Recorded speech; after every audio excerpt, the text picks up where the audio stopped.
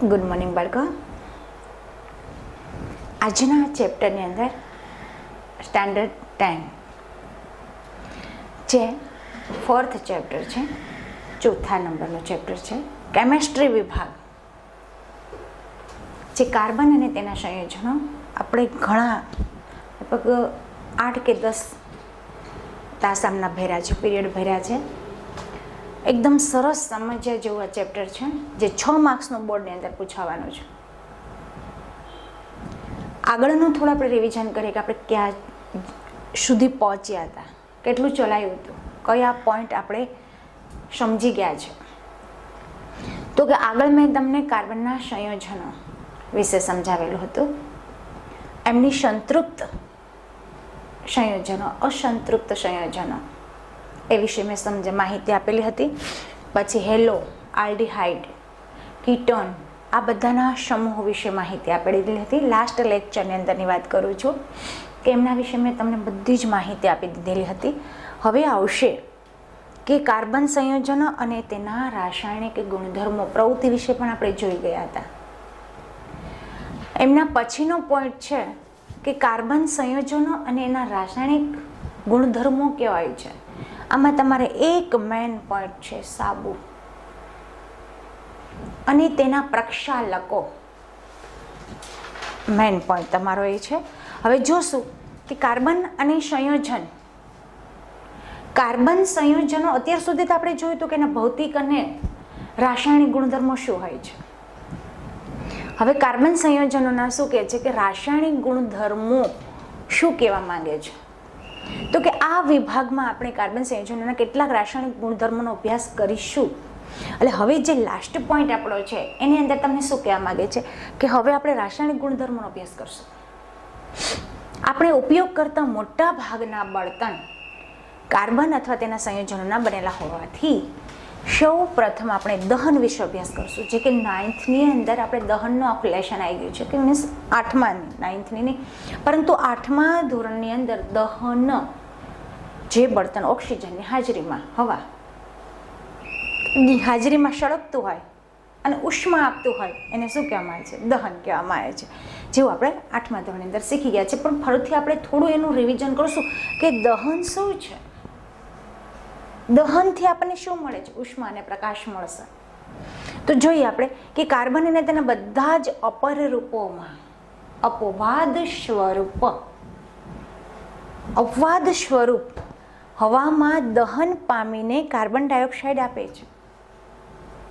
અપવાદ સ્વરૂપે આપણે કહીએ ને, હીરો, ઓલા ગ્રેફાઇટ, પછી બ્રોમિન આપણે કહ્યું હતું, પારો છે અપવાદ સ્વરૂપ, એટલે અપર રૂપોમાં આવે છે. એટલે એવા પદાર્થની વાત ખાલી આમ વસ્તુ કહું છું કે કાર્બન તેના બધા જ અપર રૂપોમાં હવામાં જો દહન પામી, એટલે કે હવામાં જો સળગે તો ત્યારે કાર્બન ડાયોક્સાઇડ આપે છે. હું બોલું છું અને મારી આંગળી જ્યાં હોય ત્યાં તમારે નજર બી કરતી રહેવાની છે કે ક્યાં મેડમ બોલે છે અને ક્યાં એની આંગળી ફરે છે, એટલે તરત જ રાસાયણિક પ્રક્રિયા સમજાઈ જશે.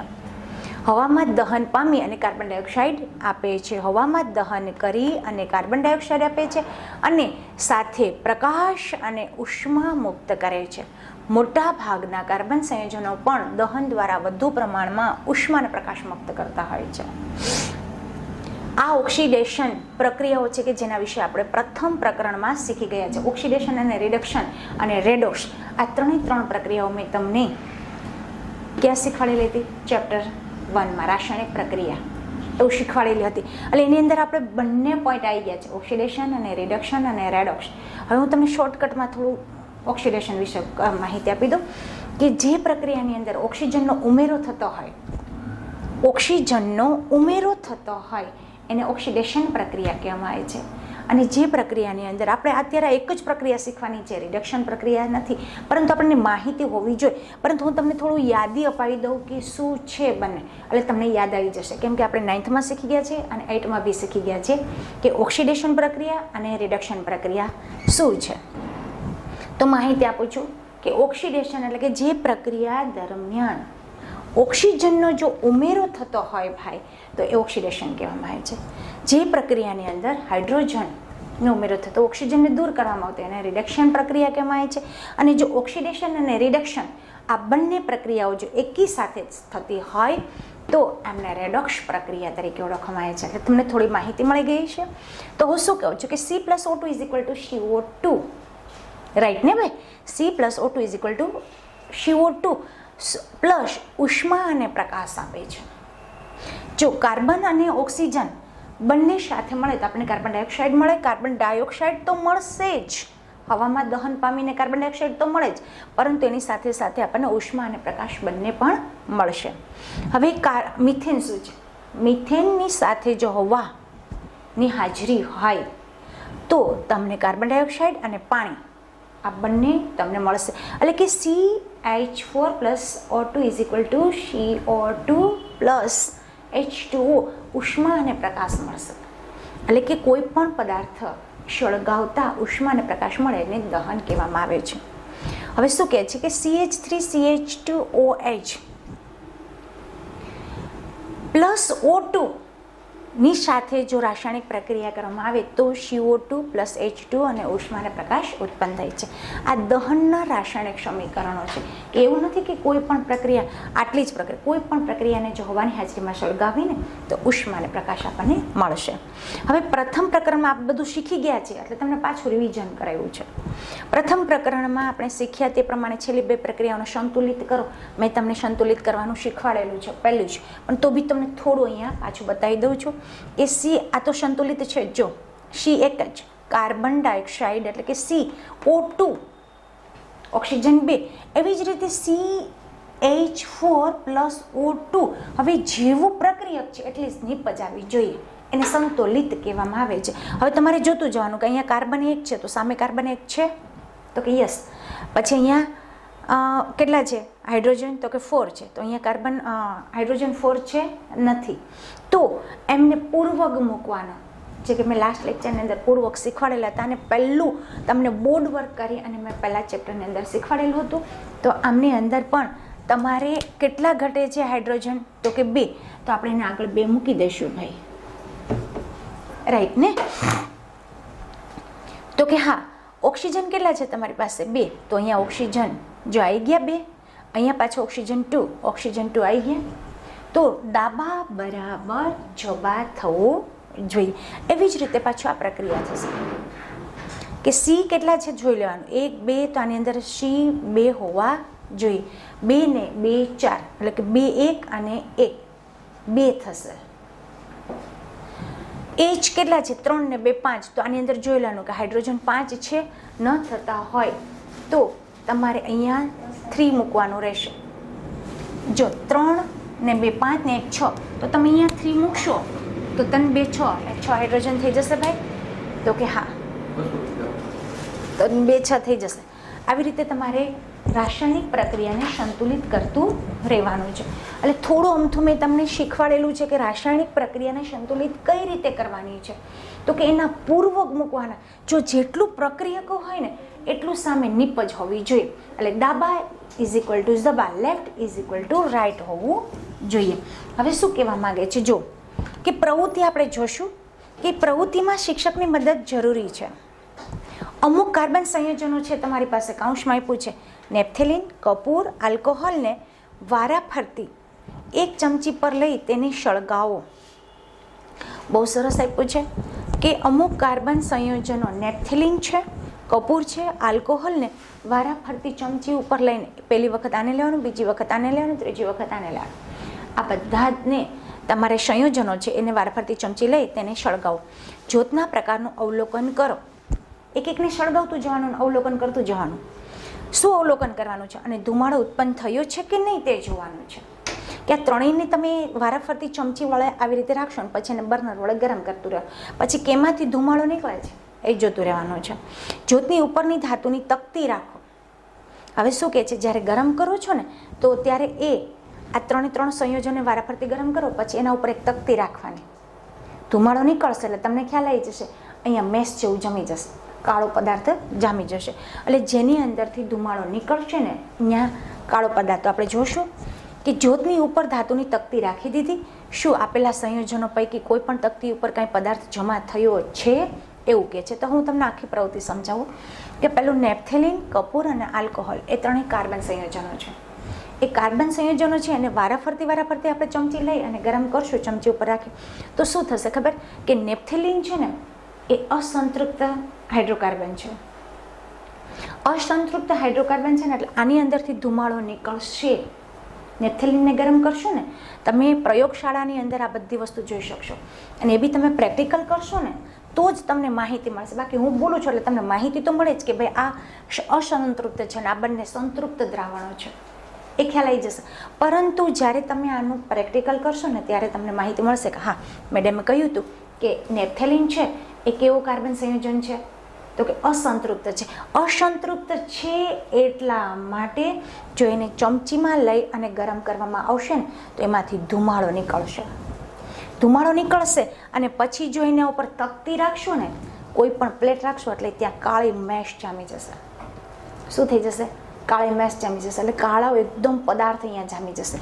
શું કામે જામી ગયો ભાઈ? તો કે નેપ્થેલિન છે એ અસંતૃપ્ત હાઇડ્રોકાર્બન છે. નેપ્થેલિન છે એ કાર્બન સંયોજન કેવો છે? અસંતૃપ્ત છે. જ્યારે કપૂર અને આલ્કોહોલ શું છે? કપૂર તો તમે ઘરે બી સળગાવો છો. ક્યારેક તમે જોયું હશે કે વચ્ચે આપણે ચિકનગુનિયાનું ને એવું નીકળ્યું હતું, ખબર છે ને? તો ત્યારે છે ને કપૂર ઘણી વખત મમ્મી એમ કે લાવ તારા રૂમમાં હું કપૂર સરસની સ્મેલ અપાઈ દઉં. તો કપૂર છે એ સળગે છે ત્યારે ધુમાડો નીકળે, પરંતુ એ કયો ધુમાડો? ગ્રે કલર, ભૂરો હોય છે. એની મેસ જામતી નથી. શું કામે? તો કે સંતૃપ્ત કાર્બન સંયોજન છે. કપૂર અને આલ્કોહોલ. આલ્કોહોલ એટલે ઇથેનોલ. ઇથેનોલ એટલે દારૂ પણ કહી શકો, એમ કહો તો હાલે. આલ્કોહોલ એટલે નશીલો પદાર્થ છે. જો એને સળગાવવામાં આવે ને, કપૂર અને આલ્કોહોલ આ બંને એવા છે, એને સળગાવો ને તો એની અંદરથી ધુમાડો નીકળે છે, પરંતુ કયો છે? ભૂરા રંગનો નીકળે છે. એની મેસ જામતી નથી. એના ઉપર તકતી રાખશો તો મેસ જામશે નહીં. શું કામે નહીં જામ? તો કે એ સંતૃપ્ત કાર્બન સંયોજનો છે. ચાલો, આ પ્રવૃત્તિ કરી.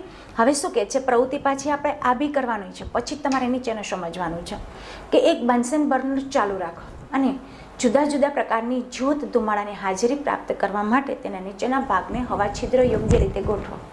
હવે શું કહે છે કે એક બન્સેન બર્નર ચાલુ રાખે અને જુદા જુદા પ્રકારની જ્યોત એટલે કે જે ધુમાડાની હાજરી હોય ને એવું એની નીચેના ભાગની અંદર છિદ્ર ગોઠવવાનો છે.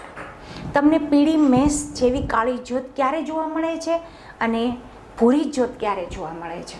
જો શું કહે છે કે એક સમજી લો નીચે છિદ્ર રાખો અને એના ઉપર કોઈ સ્ટેન્ડ ગોઠવી અને પછી તમે એની અંદરથી કોઈ મીણબત્તી છે કે બન્સેન બર્નર વડે સળગાવો ને પછી જુઓ કે કાળી જ્યોત પીળી, કાળી મેસ અથવા કાળી પીળી જ્યોત ક્યારે સળગે છે? કે જ્યારે એ જો છિદ્ર બંધ કરી દેવામાં આવે ને, એટલે હવા ન દાખલ થાય તો પીળી મેશ અને કાળી જ્યોતથી એ જોવા મળે છે. કેમ કે હવા નથી, હવા ન હોય તો તમારી મેસ જામી જશે.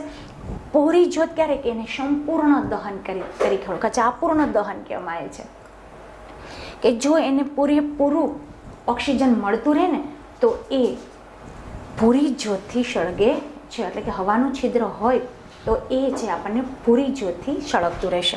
હવે સામાન્ય રીતે સંતૃપ્ત હાઇડ્રોકાર્બન કાળા ધુમાડા રહિત જોવા મળે છે. જો સંતૃપ્ત આગળ મેં સમજાવ્યું એ જ, એ સંતૃપ્ત હાઇડ્રોકાર્બન હોય ને તો એ કાળા ધુમાડા રહિત જોવા મળે છે. જ્યારે અસંતૃપ્ત હાઇડ્રોકાર્બન સંયોજનો ખૂબ જ કાળા ધુમાડા સાથે પીળી જ્યોત સાથે સળગે છે.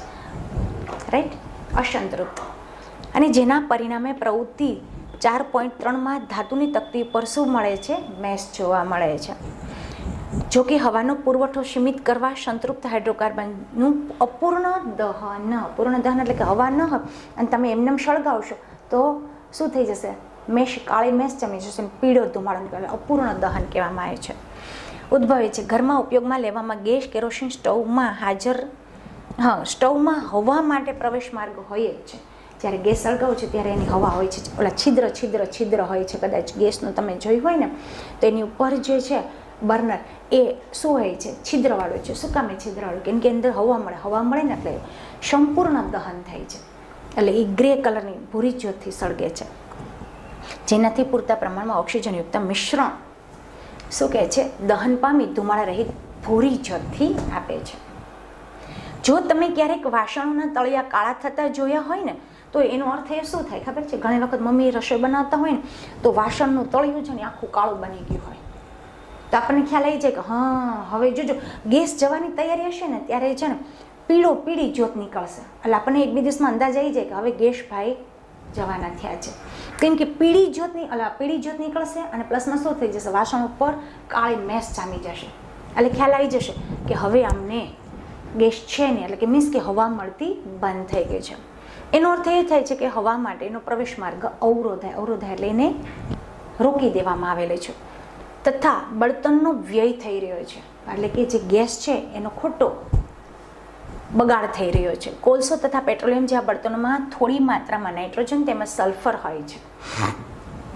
કોલસો અને બળતણ એની અંદર પણ આપણે નાઇટ્રોજન અને સલ્ફર હોય જ છે, જેના દહનને કારણે સલ્ફર અને નાઇટ્રોજનનું ઓક્સાઇડમાં નિર્માણ પામે છે, જે પર્યાવરણને શું કરે છે, પ્રદૂષણ કરે છે. કેમ કે પેટ્રોલ છે એનું વાહન આગળ ચાલતું હોય ને ત્યારે તમે પાછળ હોય ને ત્યારે તમને તરત જ ખ્યાલ આવી જાય કે ઘરે જશો ને એટલે તમે આમ ચહેરા ઉપરથી આમ સ્કિન ઉપરથી સહેજ રૂમાલ ઘસો ને તો તમને કાળો એવો પદાર્થ જોવા મળશે. શું કામ? કયો હોય છે? નાઇટ્રોજન અને સલ્ફર હોય છે, જેનું ઓક્સાઇડ નાઇટ્રોજનના ઓક્સાઇડમાં નિર્માણ પામે છે. ક્યારેક તમે ટ્રાય કરજો. અને પ્રદૂષણ વૃક્ષ છે સતત તમે જુઓ, આજુબાજુ રોડ હોય, રોડની આજુબાજુમાં જે વૃક્ષો હશે એને આગળનો ભાગ છે ને એ પાછળના ભાગ કરતાં સહેજ નરમાઈશવાળો હશે, એટલે કે મીન્સ કે સુકાઈ ગયેલો હશે. શું કામ? કે પર્યાવરણને પ્રદૂષણ પામે છે. ચાલો હવે આ જાણવા જેવું છે, જે મેં તમને સમજાવ્યું કે કઈ રીતે જ્યોતને આપણે પીળી જ્યોત અને કાળી જ્યોત કઈ રીતે નીકળે છે. અને કોલસાનું પેટ્રોલિયમનું નિર્માણ એ ઘણા વર્ષો પહેલાં બંને જાણવા જેવું છે, આમાંથી પ્રશ્નો પૂછાય નહીં. પરંતુ કદાચ જાણવાનું કે તો શું કહું છું કે કોલસો અને પેટ્રોલિયમનું નિર્માણ કેવું થાય છે કે ઘણા વર્ષો પહેલાંની વાત કરું છું કે જ્યારે ભૂગર્ભી પ્રક્રિયા કે કોઈ આપત્તિને કારણે વનસ્પતિ છે એનો નાશ થાય, મનુષ્યનો નાશ થાય, પ્રાણી પક્ષીઓનો નાશ થતો હોય, કોઈ પાણી આવવાથી પણ આવું ક્યારેક દુવિધા સર્જાતી હોય તો એ બધા જ પ્રાણી પક્ષીઓ એટલે કે માનવ જાતિ છે, સજીવો છે, એ સજીવોનો નાશ થશે અને એ દટાઈ જશે, પૃથ્વીના પેટાળમાં દટાઈ જશે. પૃથ્વીના પેટાળમાં દટાવાને કારણે નીચેથી ગરમી અને ઉપરથી દબાણ, એના કારણે જે આ સજીવો મૃત અવસ્થામાં છે એટલે એના અવશેષોમાં રૂપાંતર થશે અને લાખો વર્ષ પછી એનો કોહવાટ થઈ એની અંદરથી આપણને પેટ્રોલિયમનું નિર્માણ થશે. ચાલો આ થઈ ગયું. હવે આવશે ઓક્સિડેશન. કે ઓક્સિડેશન શું છે? મેં તમને હમણાં સમજાવ્યું કે ઓક્સિડેશન શું હોય છે. કે ઓક્સિડેશન છે એ ઓક્સિજનનો કોઈ પણ પ્રક્રિયાની અંદર ઉમેરો થવો એટલે ઓક્સિડેશન પ્રક્રિયા. હવે એમાં પણ પ્રવૃત્તિ આપણે કરશું કે એક કસનળીમાં આશરે 3 ml ઇથેનોલ લો. શું કહે છે કે એક કસનળીમાં આશરે 3 ml ઇથેનોલ લો, આલ્કોહોલની વાત કરે છે. તથા જળ ઉષ્મક એટલે કે વોટર બાથમાં ધીમે ધીમે એટલે કે પાણીવાળો ભાગ હોવો જોઈએ નહીં. વોટર બાથમાં ધીમે ધીમે હુંફાળું ગરમ કરો. કોને? 3 ml ઇથેનોલ લેવાનું છે, આલ્કોહોલને ધીમે ધીમે એને ગરમ કરવાનું છે. આ દ્રાવણની અંદર ઇથેનોલમાં આલ્કલાઇન પોટેશિયમ પરમેનેગેટ કે MnO4 નું 5% દ્રાવણ ટીપે ટીપે ઉમેરતું જવાનું છે. હવે તમે આલ્કોહોલ તો લીધું છે, મીન્સ કે ઇથેનોલ લીધું છે, એને ગરમ કરી અને તમારે આ દ્રાવણની અંદર 5% દ્રાવણ શું કરવાનું? ટીપે ટીપે એ પોટેશિયમ પરમેનેગેટની અંદર ઉમેરતું જવાનું છે. ધીરે ધીરે જ્યારે તે શરૂઆતમાં ઉમેરવામાં આવે છે ને ત્યારે પોટેશિયમ પરમેનેગેટનો રંગ તેનો તેજ રહે છે એમ પ્રશ્ન પૂછ્યો છે. આ પણ તમે પ્રક્રિયા કરશો તો ખબર પડશે, પરંતુ આપણે અત્યારે એનો જવાબ આપી દઈશું કે જ્યારે આ ઇથેનોલને ગરમ કરી અને પછી એને પોટેશિયમ પરમેનેગેટ ઉમેરવામાં આવે ને તો ત્યારે એનો પરમેનેગેટનો રંગ છે ને ટીપે ટીપે ઉમેરવામાં આવે છે ત્યારે તેનો રંગ દૂર થઈ જશે. કેમ કે પોટેશિયમ પરમેનેગેટનો રંગ છે ને એ જાંબુડિયો હોય છે. કેવો હોય છે? જાંબુડિયો. જાંબલી રીંગણા આવે છે ને એના જે હોય છે એ પોટેશિયમ પરમેનેગેટનું છે ને એ રંગ દૂર થઈ જશે. પછી વધુ પ્રમાણમાં જો ઉમેરવામાં આવે તો પોટેશિયમનો રંગ શા માટે દૂર નથી થતો? એટલે એનો અર્થ એવો કે આમાં દૂર થઈ જશે. મેં સાચું છે કે ધીમે ધીમે જો એને ટીપે ટીપે જો એમને ઉમેરવામાં આવે ને તો તમે જ્યારે પ્રેક્ટિકલ લેબની અંદર પ્રેક્ટિકલ કરતા હોય છે ને ત્યારે આ રંગ દૂર થઈ જાય છે.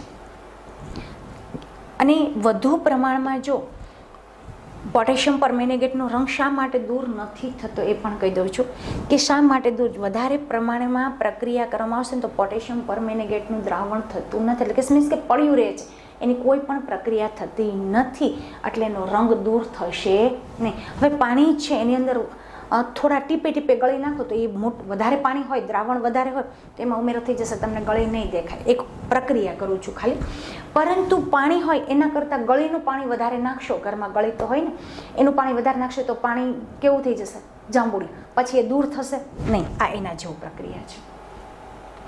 જ્યારે શરૂઆતમાં પોટેશિયમ પરમેનેગેટના અહીંયા તેનો રંગ તેનો તે રહેતો કે દૂર થઈ જાય છે. શું કામ?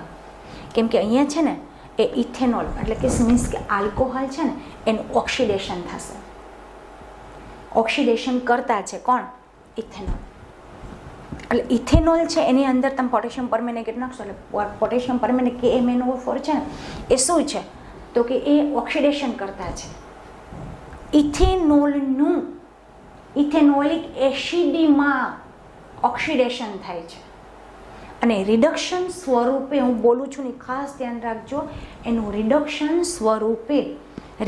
સ્વરૂપે આ રંગ શું કામે એને રહે છે કે રિડક્શન તરીકે MnO2 મેંગેનીઝ ઓક્સાઇડ બને છે, એટલા માટેનો રંગ દૂર થાય છે.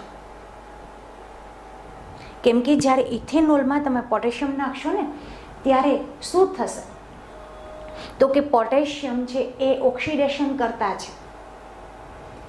ઓક્સિડેશન કરતા છે એટલે ઇથેનોલમાં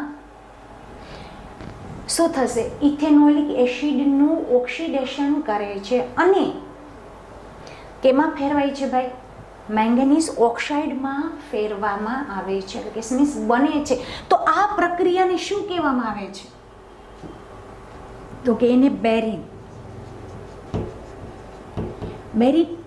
કસોટી પણ કહેવામાં આવે છે. બેરિયમ કસોટી એટલે આપણે બેરિયમ વચ્ચે તમારે આવતું આવી કસોટીને બેરિયમ કસોટી પણ કહેવાય છે કે જેનું ઓક્સિડેશન થાય અને રિડક્શનમાં નવો પદાર્થ બનતો હોય એને તરીકે ઓળખવામાં આવે છે.